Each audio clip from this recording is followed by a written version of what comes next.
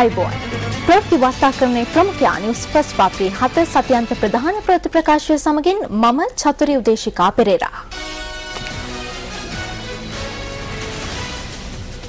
ඒ ඔබ දුටුවේ අභිමානවත් ලෙස අද සැමරූ ත්‍රස්තවාදයෙන් මව්බිම මුදා ගැනීමේ දෙවැනි සංවත්සරයේ දසුන් පෙළක්. ඒ පිළිබඳ සවිස්තර වාර්තාවක් අප සතුයි. රැඳී සිටින න්യൂസ് ෆර්ස්ට් සමගින් දැන් යමු සිරස්තල වෙත.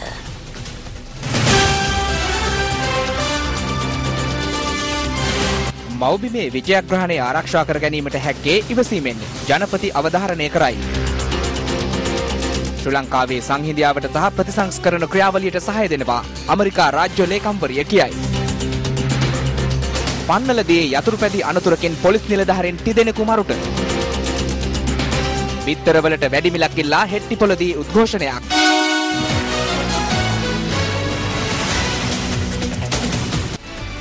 මව්බිමේ විජයග්‍රහණය ආරක්ෂා කර ගැනීමට හැක්කේ ඉවසීමෙන් කටයුතු කිරීම තුලින් බව ජනාධිපති මහින්ද රාජපක්ෂ මහතා පවසනවා. ජනාධිපතිතුමා මේ බව ප්‍රකාශ කළේ ත්‍රස්තවාදයේ පැරදීමේ තෙවැනි වර්ෂ පූර්ණ ජාතික සැමරුම් උත්සවයේදී ජාතිය අමතමින් 30 වසරක ත්‍රස්තවාදය අවසන් කර මව්බිම නිදහස් කර ගැනීමේ තෙවැනි සැමරුම අද පෙරවරුවේ අභිමානවත් ලෙස පැවැත්වුණේ ගාලුමුවදරදී.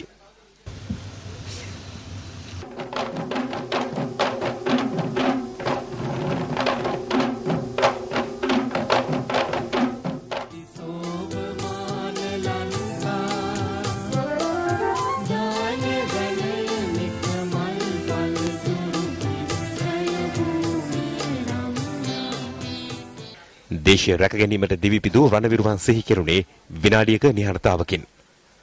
අනතුරුව ජනාධිපතිතුමා වෙනුවෙන් උත්තමාචාර සම්මාන වෙඩිමුරයක් පිරිනැමුණා.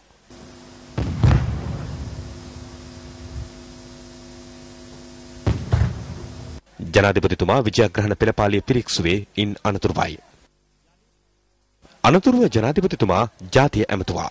ජාතිය වෙනුවෙන් හෙළපු ලේ කඳුළු දහදිය අපි අර්ථයක් ලබා තිබෙලා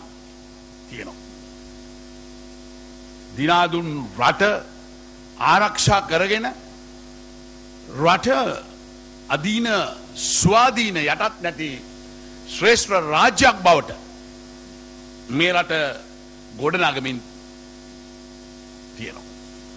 ජනතාවගේ හදවතට සහනය දැනුණත් රටට මේ සහනය ලැබෙන බව පිළිගන්න සමහරු අකමැති. සමහරු කෑ ගහනවා මේ කඳවුරු ඉවත් කරන්න. තුලේ හමුදාව ඉවත් කරන්න කියන අය අහන්න ඕන මේ රට සාමාන්‍ය තත්ත්වයට ආවත් ඩයස්පෝරාව ඊළම්වාදී තමන්ගේ වැඩ දැන් අතර කරලා තියෙනවද කියලා. ඒ අයගේ වැඩ වගේම ඉල්ලිමුත් තවමත් එහෙමමයි. එමනම් අපිට උතුරේ හමුදා කඳවුරු ඉවත් කරලා ජාතික ආරක්ෂාවට තියෙන අවධානය අඩු කරන්න පුළුවන්ද? බෑ. උතුරේ විතරක් නෙවෙයි. ලංකාව පුරාම හමුදා කඳවුරු තියෙනවා. උගත් පාඩම් සහ ප්‍රතිසන්ධාන කොමිසම පිළිබඳවද ජනාධිපතිතුමා මෙහිදී අදහස් පළ කළා. මේ වෙනකොටත් උගත් පාඩම් පිළිබඳ කොමිසමේ අපිට එකඟ විය හැකි දේවල් ක්‍රියාත්මක කළ හැකි දේවල් ක්‍රියාත්මක කරගෙන යනවා. කාගෙන්වත් බලපෑමක් ඉඳලා නෙවෙයි. අපි වගකීම් පැහැර අරින්නේ නැහැ. උතුරේ නිදහස් කරගත්ත දෙමළ ජනතාවට වසර 3ක් තිස්සේ කළ සේවය අනුව ලෝකේ රාජ්‍යයන් වලට මේ බව පැහැදිලිව පේන්න ඕනයි කියලා මම විශ්වාස කරන්නේ. ඒ නිසා ජාතීන් අතර සංහිඳියාව පනවපු මේ වාර්තාව ජාතීන් අතර ભેද ඇති කරන්න යොදා ගන්න අපිට ඉඩ තියන්න පුළුවන් කමක් නැහැ. මිත්‍රෝ මේ විජයග්‍රහණය ආරක්ෂා කරගන්න අපිට ඉවසීම තියෙන්න ඕන. කලබල වෙලා බය වෙලා හදිසි වෙලා තීන්දුව ගන්න පුළුවන් කමක් නැහැ. ඒවා වැඩි කල් පවතින්නේ නැහැ.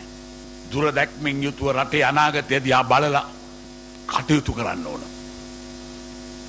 පටු අභිලාෂයන්ගෙන් ඈත් වෙලා අපි කටයුතු කරමු. අනාගතේ කිසිවෙකුට බියෙන් හා සැකෙන් තොර ජීවත් විය හැකි මහා සංවර්ධිත සාමකාමී රටක් නූපන් දරුවන් වෙනුවෙන් අපි ගොඩනගමු. එයයි විජයග්‍රහණය. එදාටයි විජයග්‍රහණය. ශ්‍රී ලංකාවේ ත්‍රිවිධ හමුදා සමාජිකයෙකුට රණබිමේදී සිදු කළ වීරත්වය වෙනුවෙන් ලබාගත හැකි ඉහළම ගෞරවය වන පරම වීර විභූෂණ සම්මානය රණවිරුවන් 15 දෙනෙකු වෙනුවෙන් අද පිරිනැමුණා. පිදුම් ලබන්නේය. ත්‍රිවිධ හමුදා සහ පොලිස් නිලධාරීන්ගෙන් සැදුම්ලත් විජයග්‍රහණ පෙරපාලිය ආරම්භ වුණේ ඉන් අනතුරුවයි.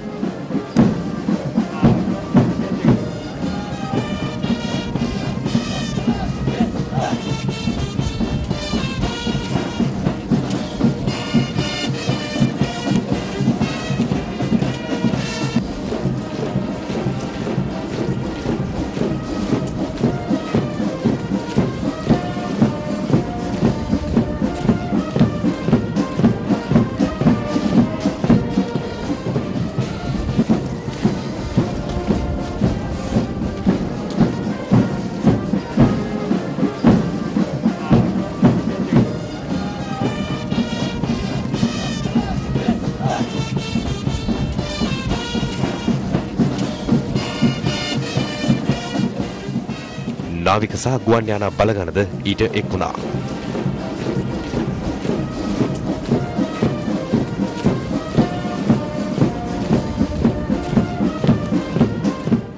ත්‍රිවිධ හමුදා සමාජිකයින්ගෙන් සැදුම්ලත් පැරෂුට් කණ්ඩායම සිය දක්ෂතා ඉදිරිපත් කළේ මෙලෙසයි.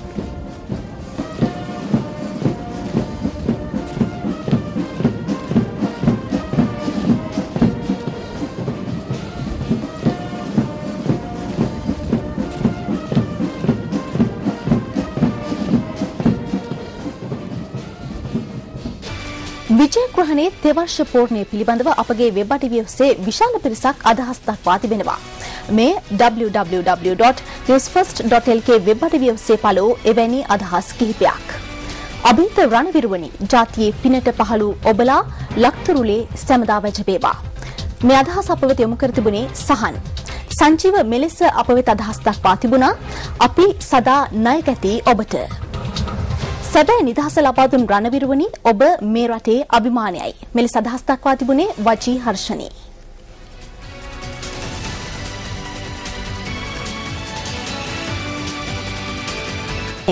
ඉපතුණු ඕනෑම අයෙකුට ඊට මුහුණ දීමට සිදුවීම පොදු ධර්මතාවක්.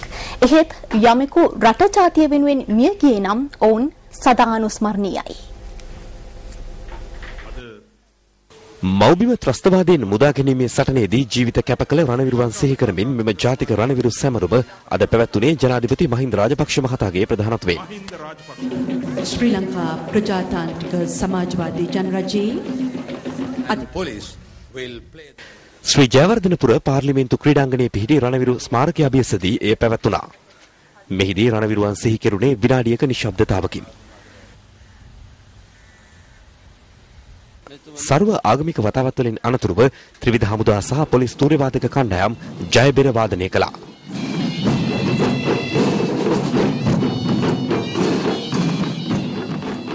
දේශීය රැකගත් රණවිරුවන් සිහි කරමින් ස්මාරකයේ අභියස පළමු මල්කලම තැන්පත් කළේ ජනාධිපති මහින්ද රාජපක්ෂ මහතායි.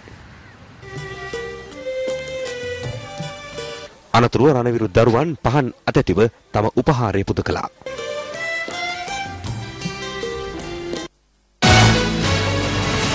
ලන්ඩන් ඔලිම්පික් උළෙල මෙරට විකාශය කිරීමේ වරම් MTV හා MBC මාධ්‍ය ආයතනවලට හිමිවීම සම්බන්ධයෙන් හිටපු ක්‍රීඩා අමාත්‍යවරයෙකු වන පෞද්ගලික ප්‍රවාහන අමාත්‍ය CB රත්නායක මහතා අදහස් පළ කළා. අපේ රටේ ක්‍රීඩකයන් ඒ සඳහා සහභාගී වීම අපිට විශාල ආඩම්බරයක්. ඒ වගේම අපි ආපස්සට හැරිලා බලන්න ඕනේ. අපි මේ කාල පරිච්ඡේදය තුළ අපි ලබාගත් පදක්කම් සංඛ්‍යාව කොපමණද කියලා. ඒ සඳහා නිසි වැඩපිළිවෙල සහ ක්‍රමවේදය අපි මීට වඩා ජවයකින් සකස් කළ යුතුයි. ඒ කාරණේ තෙසේ ප්‍රකාශ කරන අතරතුරේදී මම විශේෂයෙන් සඳහන් කරන්න ඕනේ මේ පෞද්ගලික මාධ්‍යයන් තුළින් මේ සඳහා කැපවීම සහ උනන්දු දක්වලා කටයුතු කිරීමත් අපිට සතුටුපද කරුණක් හැටියට අපි දකිනවා. සිරස නාලිකාව හැම වෙලාවෙම ක්‍රීඩාව සහ අලුත් දේ හොයන්න උත්සාහ කරනවා. ඒ අලුත් දේ හොයාගන්නකොට අලුත් දේ ආරම්භ කරනකොට ඒ තුල ගැඹුණු සමහර කාරණා විවේචනයට ලක් වෙයි. ඒත් අලුත් දෙයක් රටට ජනතාව අතරට මාධ්‍ය තුලින් කිඳා බහින්න සිරස මාධ්‍ය විශේෂයෙන් අවධානය යොමු කරනවා. ඒකත් මම හිතනවා අනිත් නාලිකාවට පණ පෙවීමක් කියලා. ඔලිම්පික් ක්‍රීඩා උළෙල දෙකකදී ශ්‍රී ලංකාව නියෝජනය කළ මීටර 400 ධාවන ශූර සුගත් තිලකරත්න මහතාද ලන්ඩන් ඔලිම්පික් උළෙල පිළිබඳව අදහස් පළ කළා. වසර 4කට වරක් විශ්වයේ පවතින මහා මංගල්‍ය සැලකෙන ඔලිම්පික් ක්‍රීඩා සැනකෙළිය තව නොබෝ දිනකින් පැවැත්වීම නියමිතයි. මම හිතන්නේ ඒ සඳහා අපේ ශ්‍රී ලංකාවෙනුත් ක්‍රීඩක කණ්ඩායමක් සහභාගී වෙනවා. ශ්‍රී ලංකාවෙන් සහභාගී වෙන සියලුම ක්‍රීඩකයින්ට ඔවුන්ගේ පෞද්ගලික දක්ෂතා නංවමින් ශ්‍රී ලංකා අපේ මව්බිම වෙනුවෙන් ඔවුන්ට කළ හැකි උපරිම මෙහෙවර කිරීමට ශක්තිය ධෛර්යය ලැබෙන්න කියලා මම මුලින්ම ප්‍රාර්ථනා කරනවා. ඒ වගේම මෙම විශ්වයේ මහා මංගල්‍ය සැලකෙන ඔලිම්පික් ක්‍රීඩා සැනකෙළිය සජීවීව ශ්‍රී ලංකාවේ සිටින සියලුම ක්‍රීඩා ලෝලීන්ට දැක බලා ගැනීමේ අවස්ථාව සලසා දෙන සිරස ආයතනයට මම සුබ පතනවා. ඒ වගේම සිරස ආයතනය කියන්නේ නිතරම ක්‍රීඩාවත් සමග ඒ වගේම ක්‍රීඩකයන් සමග නිතරම එක්ව බැඳී රැඳී සිටි ක්‍රීඩා නාලිකාවක් හැටියට මම දකිනවා. ඔලිම්පික් ක්‍රීඩකයෙකු වන්නට මත්තෙන් ඔබ දකින්නේ සිහිනයක්. ලොව අතිදක්ෂ ක්‍රීඩකයින් හා එක්ව MTV හා MBC මාධ්‍ය ජාලය මේ වසරේ දකින්නේ එකම එක සිහිනයක්. ඒ ජයග්‍රාහකයින්ගේ සිහිනයයි. The London 2012 Olympics on the Champion Network, MTV and NBC. විදේශ කටයුතු අමාත්‍යවරයාගේ ඇමරිකා සංචාරයේ තොරතුරු මේ විරාමෙන් අනතුරුව